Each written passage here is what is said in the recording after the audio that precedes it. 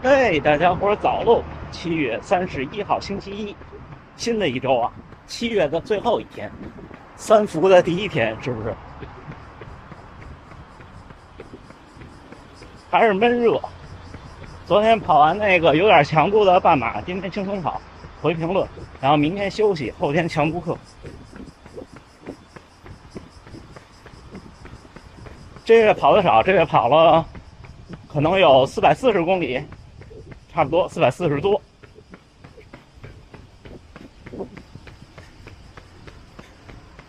今天这也是今天的问题之一，关于我的训练节奏。但是今天可能简单说说，回头跟大家详细的分享。今天跑了一条没跑过的路去大阪城，但是感觉今天没有昨天闷热，昨天特别闷热。准备个小条啊，一会儿咱们聊评论。行，加油干，一会儿聊。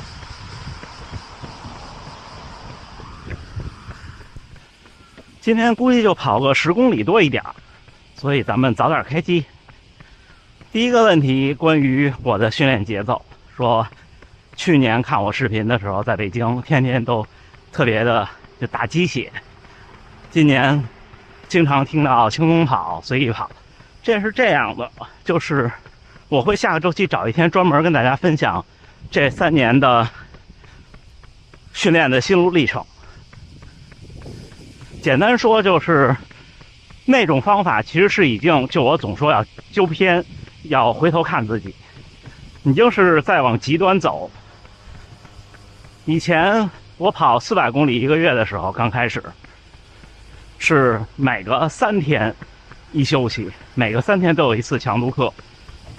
但是你们发现去年我的强度课特别少，就是因为平常跑的不快不慢太多了，导致其实也能跑，但是真的鼓不起勇气去跑。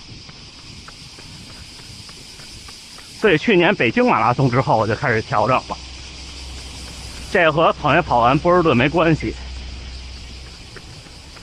这个咱们下次细说啊，做个预告，我会很认真的准备一下。会不会刷第2轮大满贯？目前来看可能不会。为什么呢？因为太贵了。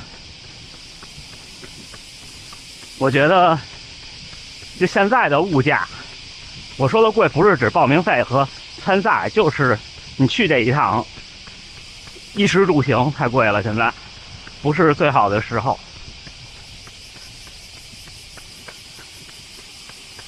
但是如果您已经第1轮刷到一半了，我觉得钱都是小事儿，真的。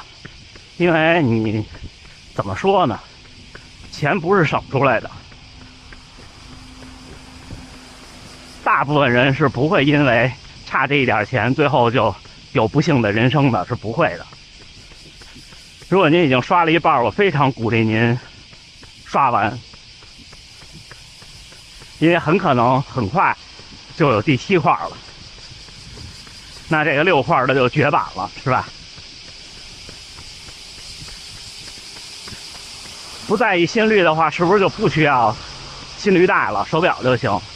这事儿我是这么看啊，我说的不在意心率是不会说纠结它是140还是143，或者说不会纠结我今天要跑4分的配速，它心率高，但是我会很认真的记录。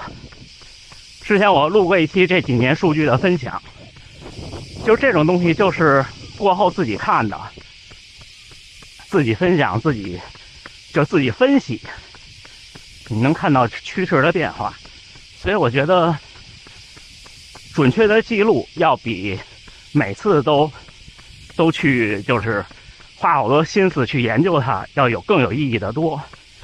因为你记录了1年2年之后，你就不用花那么多心思去研究它，你一看就知道结果了。你们看这刚6:04，还有1个小时才开门呢，还有1个半小时才开门呢，就已经站在这儿了。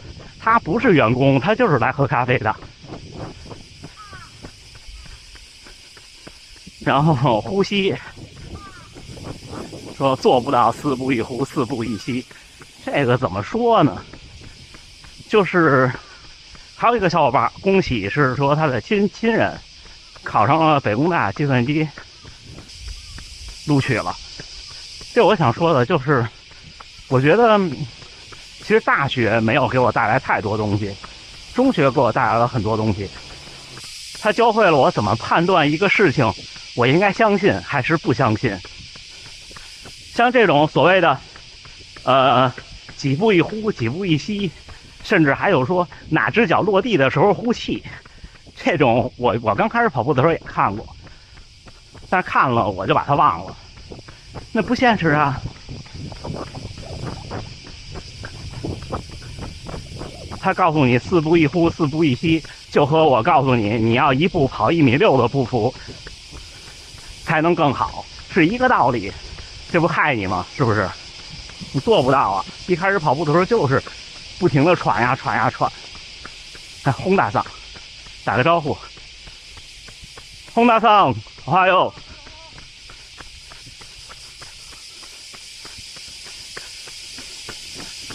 那一开始不喘是不正常的，心率也是。刚开始跑步6分的配速，心率高，怎么办？怎么办呀？接着跑呗。那能怎么办呀？想获得这种办法，您根本的目标就是您不想多跑，就想解决问题，那是不可能的。我就再和大家负责任的说一句，无论是跑姿，还是呼吸，还是说话不喘，还是心率变慢，都必须得跑，没有第二条路。那其他所有的路都是建立在跑的基础上的。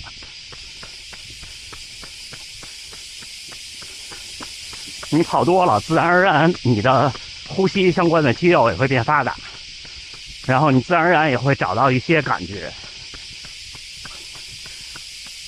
这就像打台球，你看电视比赛，你也知道该往哪儿打，该瞄哪儿，该薄点还是该厚点。那你打一杆去，那估计白球就呲了，是不是？他得练呀。空腹晨跑不行，跑之前必须得吃至少200千卡的食物，然后10到15公里就得吃胶就不行了，是不是错误的判断了自己身体的信号？我觉得是还是不习惯吧，或者说可能能力还需要再提高。你肯定不可能初跑者上来就空腹晨跑，这谁也做不到，我觉得，除非你强度特别低，我也不建议。我建议大家所谓的空腹晨跑，就是在这种特热的天气，有一定的基础，比方说你已经跑了至少2-3年，可以试一试，会找到不一样的自己。但是您这个10公里就得很认真的补给，这种，我觉得可能是也有一部分心理因素吧，您可以试试，每次拉长一点，慢慢就好了。以前是100公里1个月，慢慢涨到了200，已经跑了4个月了，但是还是觉得涨到200以后，每个月跑完特别累，这正常啊。就说人是适应能力很强，但是你总有个上限。像我现在如果每个月都是400多，我也每天都特累，那运动员每天更累，没办法。再往后拼的不是你跑完了不累，而是说你累了还能跑。200不用担心，你已经跑4个月了，你再跑4个月，很自然而然可能就到300了。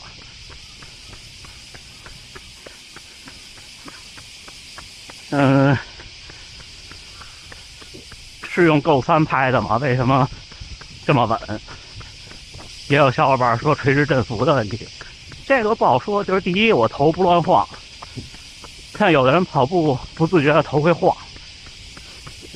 你们看我头只要歪一点，都是在看表或者在看路。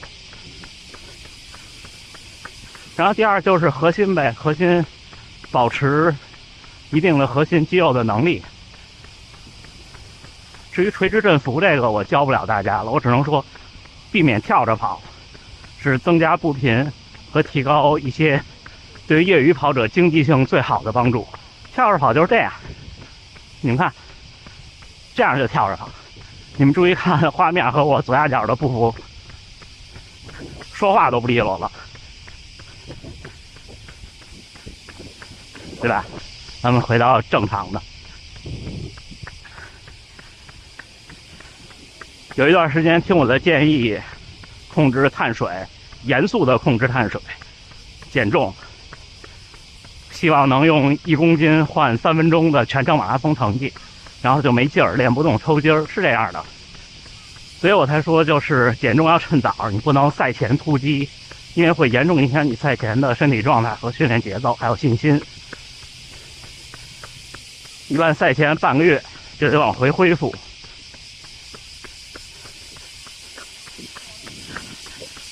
而在减重过程中，就是您说的这些我也会遇到，那怎么办呢？我就选择坚持，或者您要是能把这过程变得再不那么激进，但是要拉长时间的话也可以。行，差不多，这就是我今天整理的一些问题。然后有的呢，说可能不太好说，我会打字回你。然后刚才关于训练节奏那个事情，咱们下个周期聊。那就训练之后见，看看还能不能碰见洪大藏。